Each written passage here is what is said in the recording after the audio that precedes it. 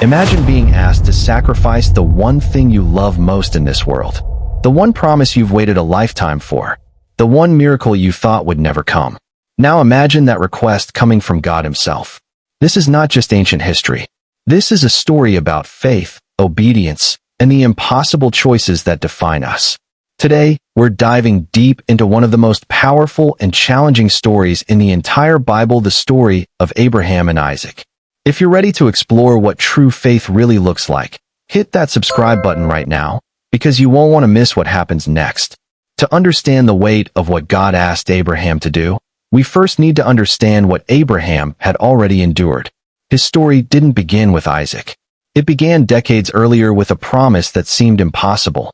Abraham, originally called Abram, was living in Ur of the Chaldeans, a prosperous city in ancient Mesopotamia, when God called him. He was 75 years old, settled, comfortable, and God said to him, "Leave your country, your people, and your father's household, and go to the land I will show you." But God didn't just ask him to leave. He made a promise. "I will make you into a great nation, and I will bless you. I will make your name great, and you will be a blessing." A great nation. That means descendants. That means children. And here's the problem. Abraham and his wife Sarah had no children. Sarah was barren. In that culture, this was not just a personal heartbreak, it was a social shame, a mark of divine disfavor. But Abraham believed God. He packed up everything, took Sarah, and left the only home he'd ever known. He journeyed to Canaan, living as a nomad, dwelling in tents, waiting for God's promise. And he waited, and waited, and waited. Years turned into decades. Abraham was 86 when, in desperation, he and Sarah tried to fulfill God's promise their own way.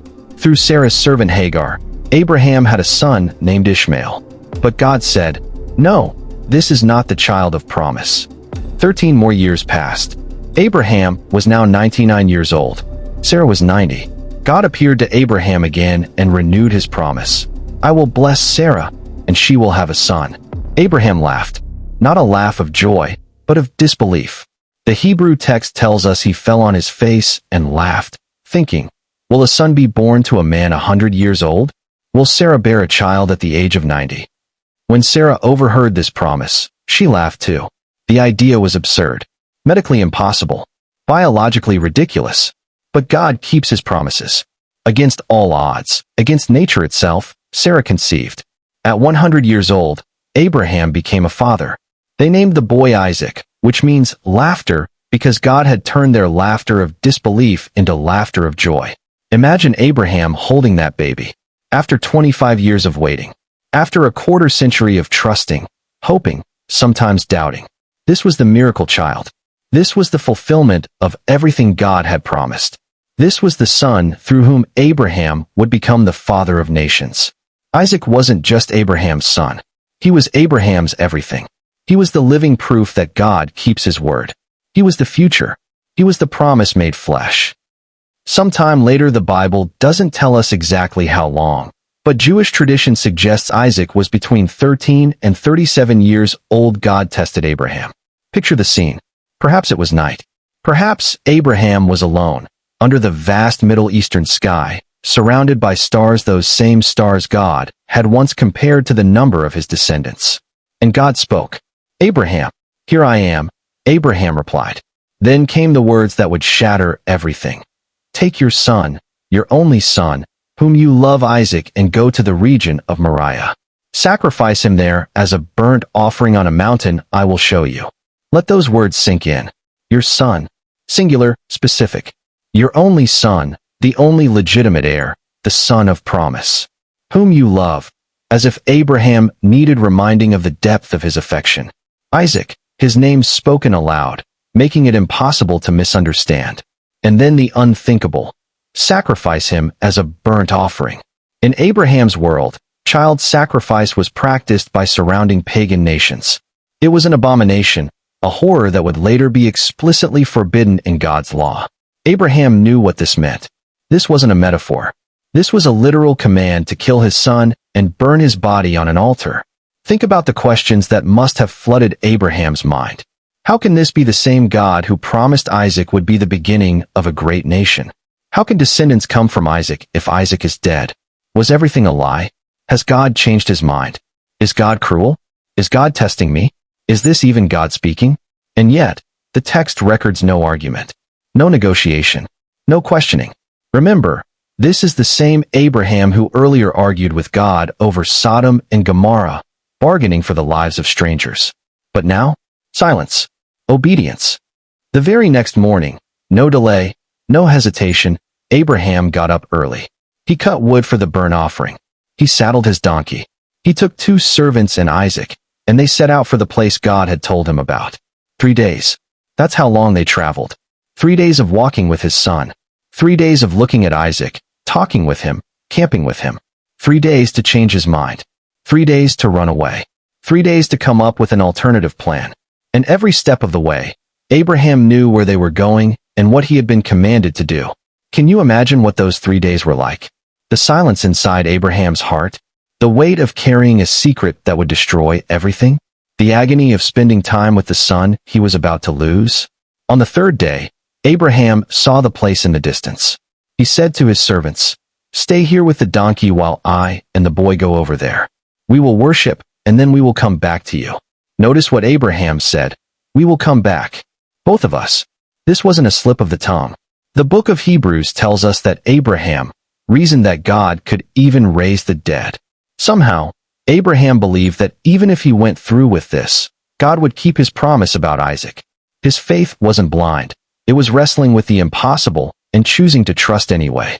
Abraham took the wood for the burnt offering and placed it on Isaac's shoulders. He himself carried the fire and the knife, and the 2 of them walked on together. Then Isaac spoke. "Father." "Yes, my son." Abraham replied, "The fire and wood are here, but where is the lamb for the burnt offering?" The question must have cut through Abraham like that very knife he was carrying. His son, trusting him completely, asking an innocent question that Abraham couldn't honestly answer. But Abraham said, "God himself will provide the lamb for the burnt offering, my son." Was this faith? Was this hope? Was this a father unable to tell his son the terrible truth? Perhaps all 3. And the 2 of them went on together. They reached the place God had told Abraham about. With his own hands, Abraham built an altar, stone by stone, taking his time, or perhaps rushing, we don't know. He arranged the wood on it. Everything was ready. And then the moment came. Abraham bound Isaac. The Hebrew word suggests he tied him securely and laid him on the altar on top of the wood. Stop and picture this. Isaac was not a small child. He was old enough to carry wood up a mountain, old enough to have a conversation about the missing sacrifice. He could have resisted. He could have run. But he didn't. Either he trusted his father completely, or Abraham explained what God had commanded, and Isaac submitted. There, on that mountain, Isaac became a willing participant in his own sacrifice. A foreshadowing, Christians believe, of another son who would carry wood up a hill and willingly lay down his life.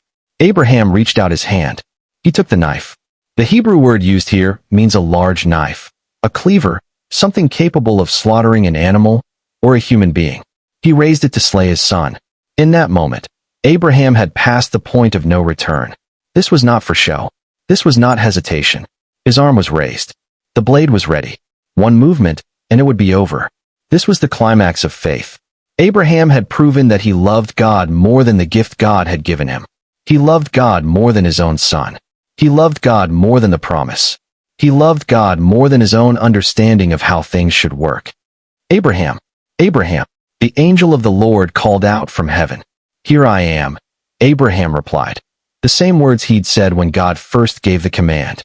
"Do not lay a hand on the boy," the angel said. "Do not do anything to him.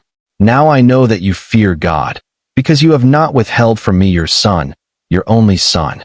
Abraham looked up, and there in a thicket he saw a ram caught by its horns. God had provided. Just as Abraham had prophetically declared to Isaac, God provided the lamb, or in this case, a ram, for the sacrifice. Abraham took the ram and sacrificed it as a burnt offering instead of his son. And he called that place, "The Lord will provide." The Hebrew is Yahweh Yir. And to this day it is said, "On the mountain of the Lord it will be provided." The angel of the Lord called to Abraham from heaven a second time and said, "I swear by myself, declares the Lord, that because you have done this and have not withheld your son, your only son, I will surely bless you and make your descendants as numerous as the stars in the sky and as the sand on the seashore. Your descendants will take possession of the cities of their enemies, and through your offspring all nations on earth will be blessed, because you have obeyed me. This was not a new promise. It was the same promise God had been making all along. But now it was confirmed with an oath. God swore by himself because there was nothing greater to swear by. The promise was now absolutely certain, sealed by Abraham's demonstrated faith. Abraham returned to his servants, and they set off together for Beersheba. And Abraham stayed in Beersheba. The text is simple, almost understated. But imagine that journey down the mountain. Abraham and Isaac, alive, together. The ram had died in Isaac's place. The promise was secure. Faith had been tested and proven. What did they talk about on the way home? What did Isaac think about what had almost happened? What did Abraham tell Sarah? The Bible doesn't say. Some silences are too profound for words. This story disturbs us, and it should. A God who commands child sacrifice? A father willing to kill his son? These are not comfortable truths. But let's dig deeper into what was really happening here. First, God was testing Abraham's faith. The very first verse of this section says, God tested Abraham. This was not about cruelty. It was about revealing what was truly in Abraham's heart. Would he hold on to the gift or the giver? Would he trust God even when God's commands seemed to contradict God's promises? Second, God was establishing a principle that would echo through all of Scripture. God deserves our first and our best, even when it costs us everything. But unlike the pagan gods who demanded child sacrifice and consumed those sacrifices, the true God provides. He gives life. He provides substitutes. Third, this mountain, Mount Moriah, would later become the site of Solomon's temple in Jerusalem. This is the same mountain region where, 2,000 years later, another father would offer his only son. But that time, there would be no last-minute rescue. That time, the son would die. That time, God himself would provide the ultimate lamb. The story of Abraham and Isaac is not just an ancient tale. It's a mirror held up to our own souls, asking us the hardest question: what do we love more than God? Is it our children? Our dreams? Our comfort? Our understanding of how things should work? Our own plans for the future? Abraham teaches us that true faith means trusting God even when we don't understand, even when it hurts, even when God asks for the very thing he promised us. Because faith is not ultimately about what we get from God, it's about who God is. And here's the beautiful truth.